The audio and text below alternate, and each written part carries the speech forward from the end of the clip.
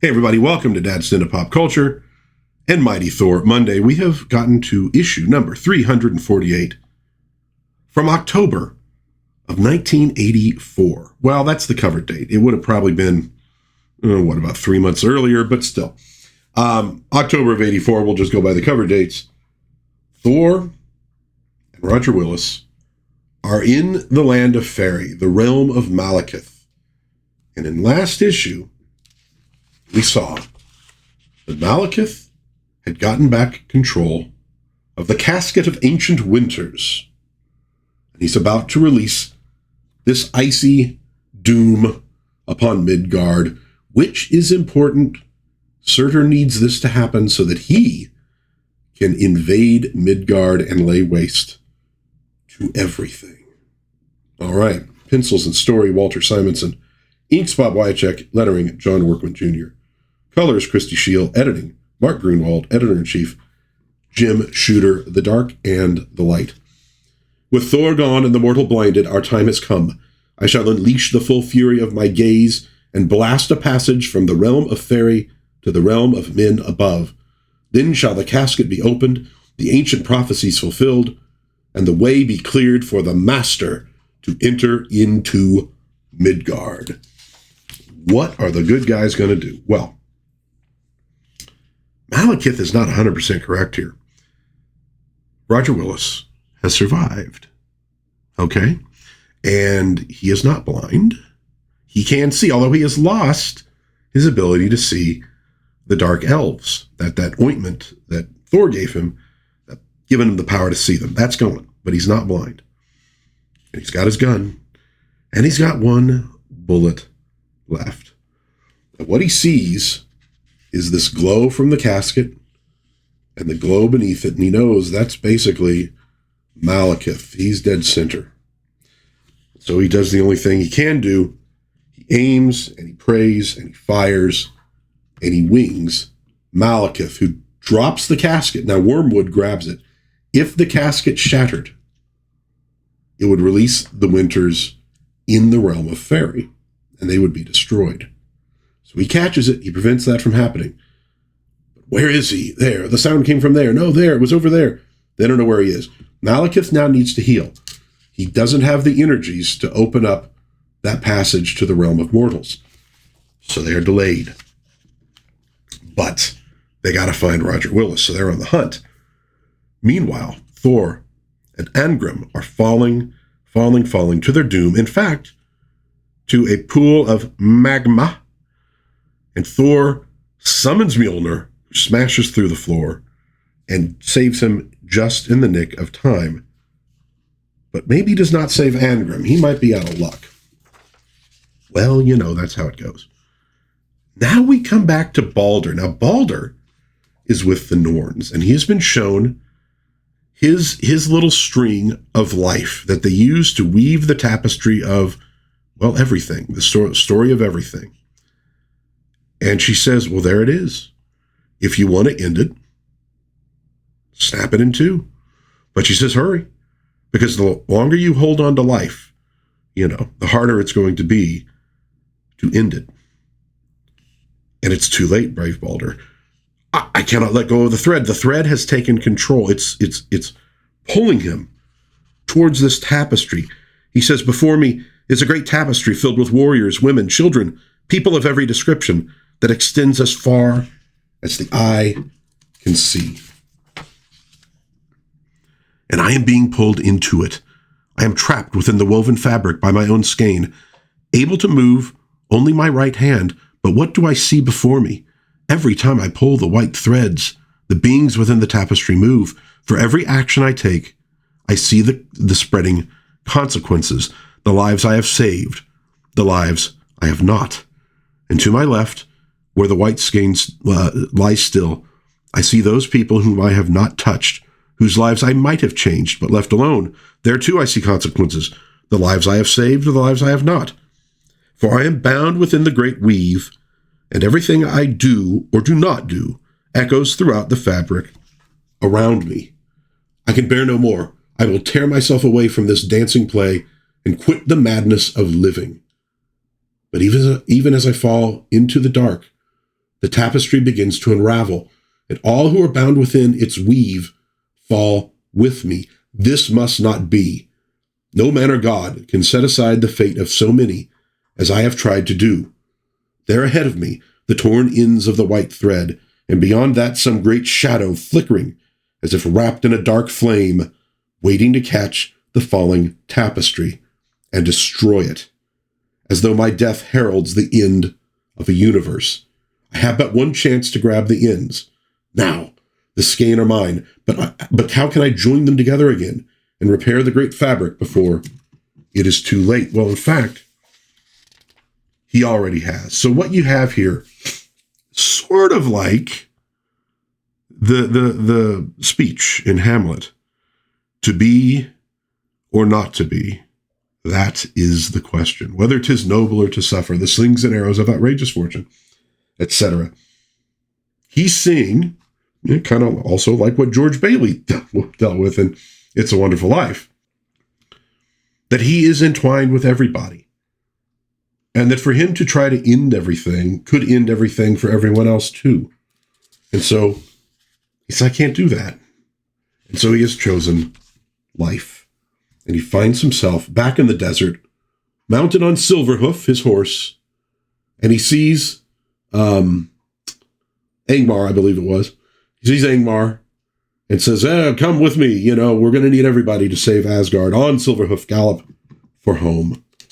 All right, so Balder has gone through the desert, and he has ultimately chosen life.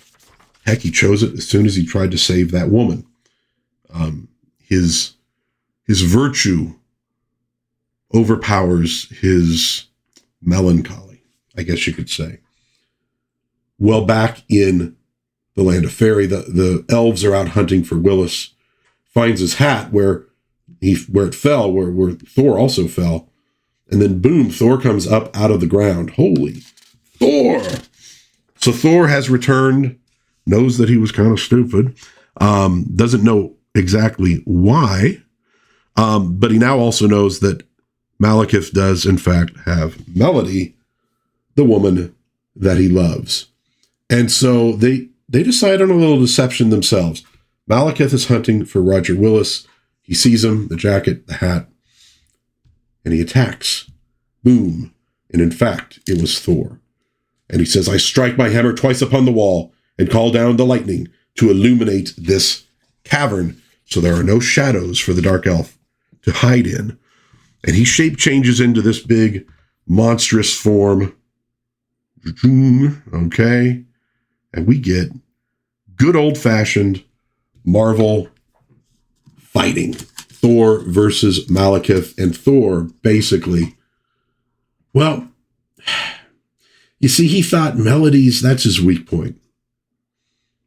And what he's finding is, well, that's the woman he now loves, even if it's a fake love in a way. It's the woman he loves.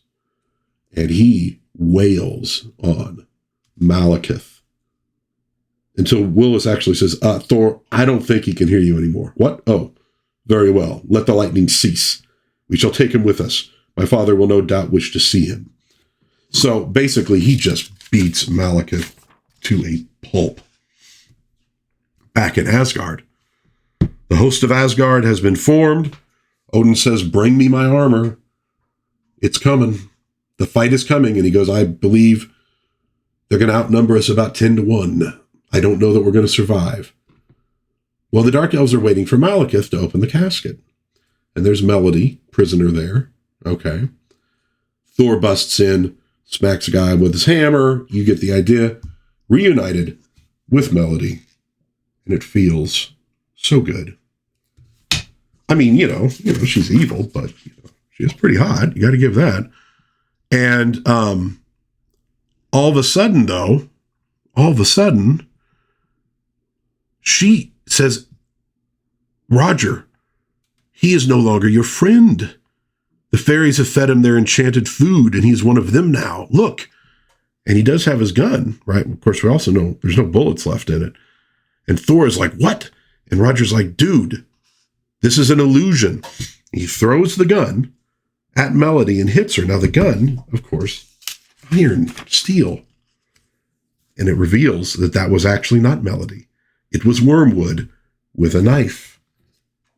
Is that a dagger I see before me? So he was going to stab Thor. Yeah, obviously that doesn't go well for him. So now the rest of the Dark Elves show up, and there is the real Melody. So we're going to finally get her rescue. But Thor, to stop all the Dark Elves, throws Mjolnir up at the ceiling and opens up a passage to the realm of mortals, the upper world, where it is sunrise, or maybe even noon, I guess, the way the sun is streaming straight down. And they can't take the light, so they scatter. He's got his woman. He stopped Malekith. There's, by the way, that's a good shot where you go, oh yeah, that's David Bowie for sure. So they've won. Well, have they won? Malekith sees his chance. He grabs the gun, which burns him to touch, and he throws it with all his might at the casket of ancient winters and shatters it and releases the icy winter from within the casket. And now there's a passage to the mortal realm.